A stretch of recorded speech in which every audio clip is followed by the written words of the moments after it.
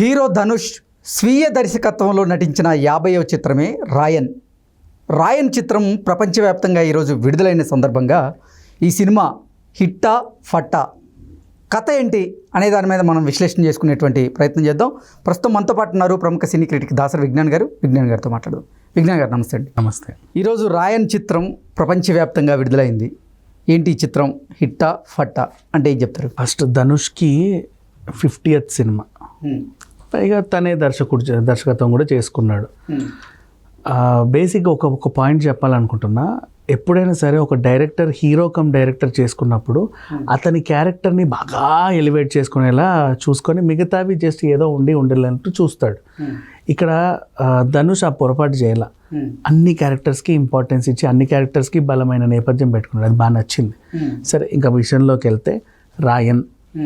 ధనుష్ మనకి ఎప్పుడో BTech, Raghuvaran BTech నుంచి, అండ్ ఆ తర్వాత ఇప్పుడు కుబేరా, శేఖర్ కమల సినిమా, మొన్న సారు, అవన్నీ తెలుగు వాళ్ళకి ఎప్పుడో దగ్గర అయిపోయాడు.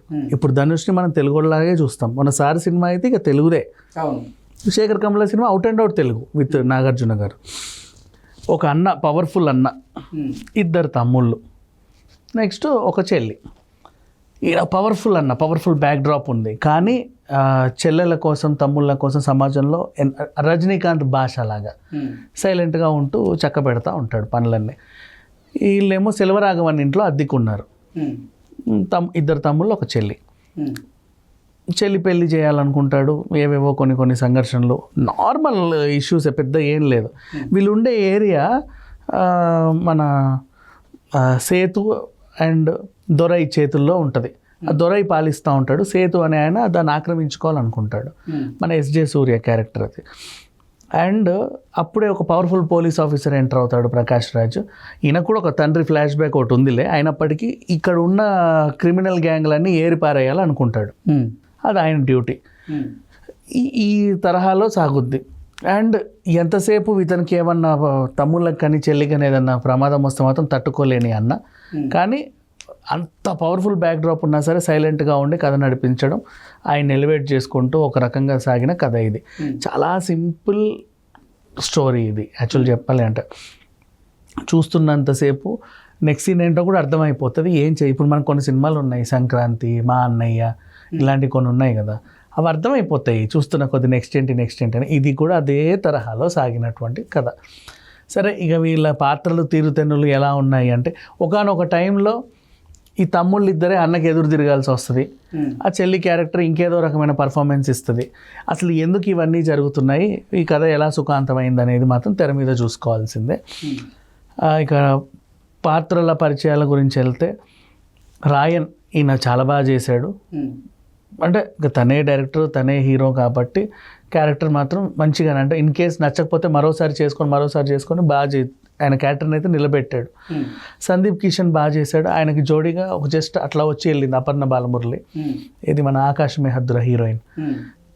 ఇంకో అబ్బాయి, ఆయన పేరు ఏదో ఉండే, కార్తికేయన్ అనుకుంటా, ఆయనకు బాగానే చేశాడు. ఈ అమ్మాయి గురించి బాగా చెప్పుకోవాలి, దుషారా. అసలు ఎక్సలెంట్ పర్ఫార్మెన్స్ ఇచ్చింది. ఆమెకు అసలు కొన్ని సీన్స్ అసలు ఈమె చేయగలదా, ఇంకెవరు చేయలేరా అనే అన్నా చెల్లెళ్ళ అనుబంధం గురించి అద్భుతంగా చూపించాడు, అద్భుతంగా తెరకెక్కించాడు అంటూ. అది పండడానికి కూడా కారణం ఆ చెల్లి క్యారెక్టరే. చెల్లి క్యారెక్టర్ అసలు ఎక్సలెంట్. ఇండస్ట్రీకి దొరికిన ఇంకో జెమ్ అనుకోవాలి. అంటే తెలుగు వాళ్ళకి ఎక్కువ పరిచయం లేదు, మరి తమిళ వాళ్ళకి తెలిసేమో. ఈ అమ్మాయి ఎక్సలెంట్ పర్ఫార్మెన్స్ చేసింది. ఆ క్యారెక్టర్ ఆమెకి ఇంకా ఒక ఎసెట్ అని చెప్పుకోవచ్చు. ఇక మిగతా పాత్రలు కొన్ని ఉన్నాయి. ఇక వరలక్ష్మి, శరత్ కుమార్ లాంటి వాళ్ళు ఉన్నా లేనట్టే. ప్రకాష్ రాజ్ పాత్ర తక్కువైనా గుర్తుండిపోద్ది.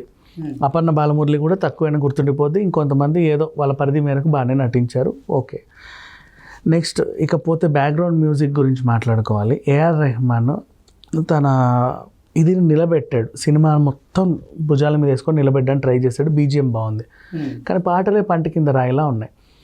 ఇది ఏంటో అర్థం కాల. ఒక జాతర పాట వస్తుంది, అది ఎందుకు వచ్చింది అంటే అందరు ఎమోషన్గా ఉండిలా ఉన్నప్పుడు ఒక జాతర పాట వచ్చిపోద్ది. అది ఎందుకు వస్తుందో తెలియదు, ఎందుకు వెళ్ళిందో తెలియదు. పోనీ ఒక పాట అన్నా మనసుకు హత్తుకునేలా ఉందా, వినసొంపుగా ఉందంటే అది లేదు. ఇంతకుముందు ప్రచారం చేసుకోవాలి, నేను రేపు వస్తున్నాను అని నేను చెప్పాలా.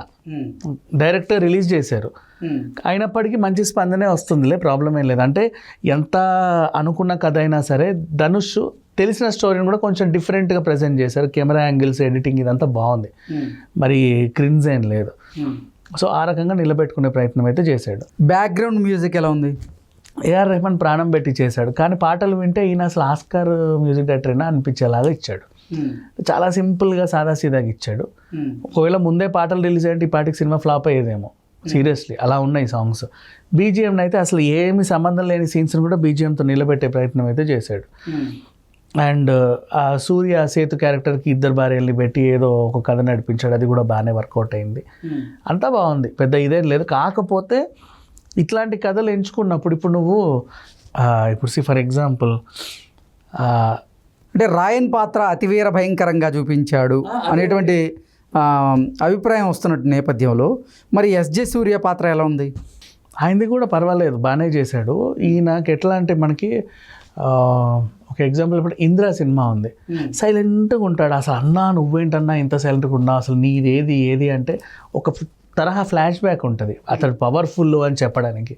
ఇక్కడ అది పెట్టాల, ఈయన పవర్ఫుల్ ఒకప్పుడు, ఇప్పుడు ఇలా సైలెంట్గా ఉన్నాడని కథలో నడిపించాడు. కానీ అసలు ఆయన ఎందుకు పవర్ఫుల్, ఆయన బ్యాక్గ్రౌండ్ ఏంటి, వాడి పవర్ ఎంత అనేది చూపించాలి, అది చూపించాల. సో అందుకు ఈయన పవర్ఫుల్నెస్ మనకి ఎక్కదన్నమాట. ఏంటబ్బా ఇది అనిపిస్తుంది. సరే లుక్అవుట్ వైజ్ బాగానే ఉన్న, అందరూ కూడా డీ గ్లామర్ మేకప్లే. కానీ ఈ ఇది ఉంటుంది, పైత్యం ఉంటుంది కదా ఫైట్లలోనూ అక్కడ ఇక్కడ, అది ఎక్కువ కనబడ్డది ఈ తమిళ ఫ్లేవర్ అంతా కూడా. అంటే తమిళ వాళ్ళు అయితే చూసి హీ అంటారు, కానీ తెలుగు వాళ్ళు చూసి ఏంటిది అంటారు, ఆ రకంగా ఉంది. అట్లా అంటే కొంచెం అందరినీ బ్యాలెన్స్ చేసుకునేలాగా చేయాలి. ఇప్పుడు తెలుగు సినిమాలు ఫర్ ఎగ్జాంపుల్ ఓ తమిళ ఆర్టిస్ట్ని పెట్టినా తమిళ్ ఫ్లేవర్ ఇవ్వరు, తెలుగు అంటే ఒక యూనివర్సల్ ఫ్లేవర్ ఉంటుంది. హిందీ అయినా సరే, ఇప్పుడు చెన్నై ఎక్స్ప్రెస్ సినిమా తీసినప్పటికీ మరీ తమిళ్ ఫ్లేవర్ ఇవ్వాల, ఒక యూనివర్సల్ ఫ్లేవర్లో వెళ్ళిద్ది. కానీ ఇది అట్లా కదా, అవుట్ అండ్ అవుట్ ఇది తమిళ సినిమా ఇట్లా చూసి చెప్పేసేయచ్చు. బాగుంది ఓవరాల్గా అయితే, చూడొచ్చు, సినిమా చూడొద్దని ఏం లేదు. పైగా పోటీ కూడా ఎక్కువేం లేదు, రిలీజ్ అయింది. అండ్ ఈయనతో పాటు ఇంకా కొన్ని సినిమాలు కూడా రిలీజ్ అయినప్పటికీ దీనికి ఉన్న క్రేజ్ మాత్రం బాగానే ఉంది. ధనుష్ హీరోగా 50వ చిత్రం, అలాగే దర్శకుడిగా తనకి ఇది 2వ చిత్రం. దర్శకత్వం ఎలా చేశారు? దర్శకత్వం గురించే మాట్లాడుకుంటే పర్ఫెక్ట్, అవుట్ అండ్ అవుట్, ఎన్ని మార్కులు ఇచ్చినా తక్కువే దర్శకత్వానికి. యాక్టింగ్, కథా, స్క్రీన్ ప్లే బాగుందో? అంతా బాగుంది. అంటే తెలిసిన కదే, పెద్ద కొత్తదనం ఏం లేదు. కాకపోతే కూర్చున్నంతసేపు బోర్ అయితే కొట్టదు. ఓకే, ఆ అరవ పైత్యం లేకుంటే మిగతాదంతా ఓకే. ఈ మరి మితిమీరిన హింస ఎక్కువ అయిపోయింది. అంటే పనున్నా లేకున్నా, అవసరం ఉన్నా లేకున్నా మరీ ఎక్కువ దారుణంగా కొట్టడం, హింసించడం, రక్తపాతాలు ఇవి కొంచెం ఎక్కువ అయ్యాయి. కానీ ఓవరాల్గా ఓకే, నాట్ బ్యాడ్. ఓకే, ఇంత కొట్టదు. ఓకే, ఆ అరవ పైత్యం లేకుంటే మిగతాదంతా ఓకే. ఈ మరి మితిమీరిన హింస ఎక్కువ అయిపోయింది. అంటే పనున్నా లేకున్నా, అవసరం ఉన్నా లేకున్నా మరీ ఎక్కువ దారుణంగా కొట్టడం, హింసించడం, రక్తపాతాలు ఇవి కొంచెం ఎక్కువ అయ్యాయి. కానీ ఓవరాల్గా ఓకే, నాట్ బ్యాడ్. ఓకే, ఇంతకీ మూవీ హిట్టా ఫట్టా? మూవీకి నేను ఇచ్చే రేటింగ్ 3.5/5.